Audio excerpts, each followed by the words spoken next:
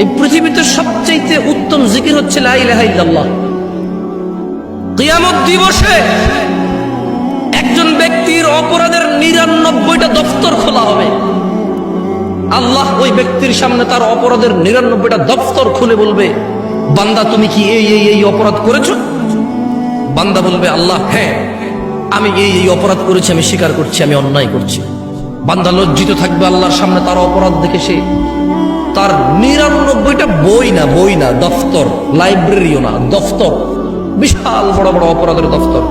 ও আপনি বলছেন জামশেদ ভাই 60 বছর জীবনে এত অপরাধ? আরে ভাই, আপনি না 60 বছর বাঁচেন, নূহ আলাইহিস সালাম 950 বছর শুধু দাওয়াত দিয়েছে, তাহলে উনি কত বছর বাঁচছেন, ওনার উম্মত কত বছর বাঁচছে? বুঝে দিতে পারিনি মনে হয়। আপনি নিজের 100 বছর জীবন, শুধু কি বিচার আপনার হবে? নূহ আলাইহিস সালামের উম্মতের হবে না? কি নূহ আলাইহিস সালামের উম্মতের বিচার হবে না? আদম আলাইহিস সালামের উম্মতের বিচার হবে না? মুসা ঈসা আলাইহিস সালাম আজমাইনের উম্মতের বিচার হবে না? তো সব নিজের দিয়ে বিচার করেন কেন? হ্যাঁ, হতে পারে এই 60 বছর এই ইন্টারনেট। আচ্ছা, একটা কথা বলি, একটা লোকের ডিশ কেবল ব্যবসা আছে। কি কেবল ব্যবসা? আপনি তো অবাক হচ্ছেন যে জামশেদ ভাই 70 বছর বয়সে 99টা দফতর, how is it even possible?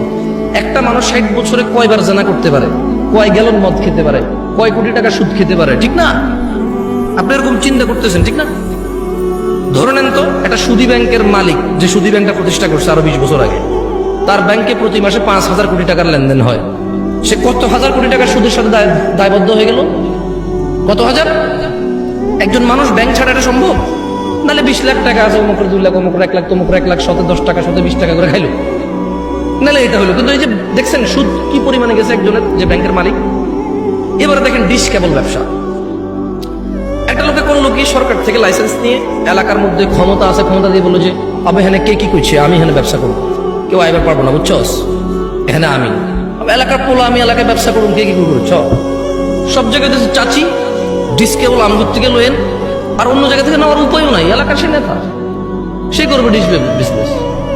না, নেতাদেরকে খারাপ বলছি না, হইতে পারে সে নেতা না, এলাকার ছেলে।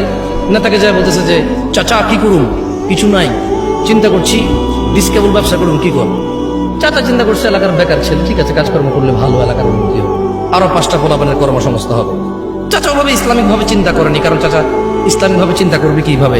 যে ছেলে ব্যবসা করবে তার মা বাবা তো চিন্তা করে না ছেলেরা কি ব্যবসা করবে, ছেলে নিজে চিন্তা করে না। এখন সে ডিশ কেবলের ব্যবসা নিয়ে আসার পরে 5,000 পরিবারে ডিশ দিল। কয় হাজার পরিবার? কয় হাজার?